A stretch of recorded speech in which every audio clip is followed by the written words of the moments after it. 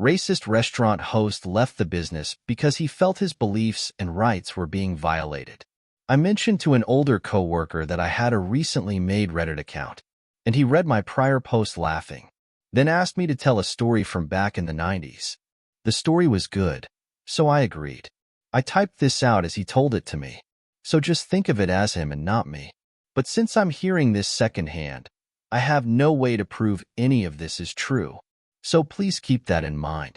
Told by my coworker, my great-uncle used to own a fairly fancy country club-style restaurant/lodge, the kind that was a little hard to find in the days before GPS, but so worth it because there was reserved dining, a place to park RVs for night stays, and even places to play poker. He even had D&D groups coming in from time to time.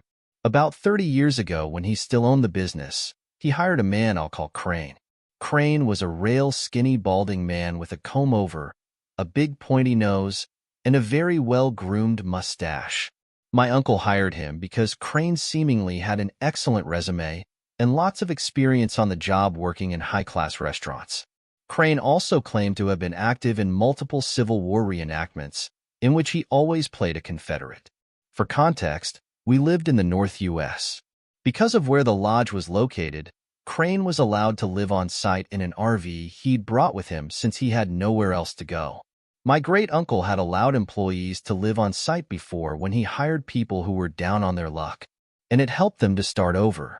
Crane was a self-described city man, so why he ended up out in the boonies with an RV was anyone's guess.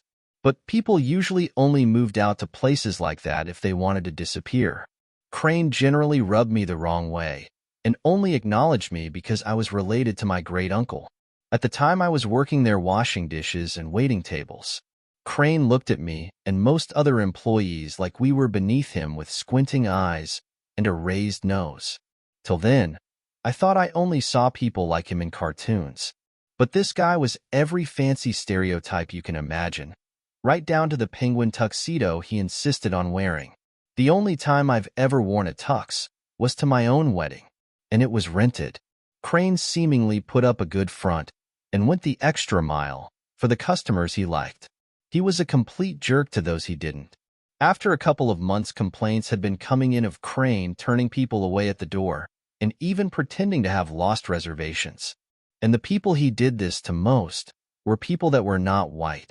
He didn't get away with it very much, though, as a call for the manager or my great-uncle often cowed him, but he refused to stop either. I wish I had greater detail on this, but it was 30 years ago. Eventually, my great-uncle got in a big altercation with Crane over turning away customers and Crane's attitude. The man doubled down and acted as though he were right about everything, and also used many racist terms to describe people. My great-uncle was ready to fire Crane on the spot, but the man quit before anyone could say anything else.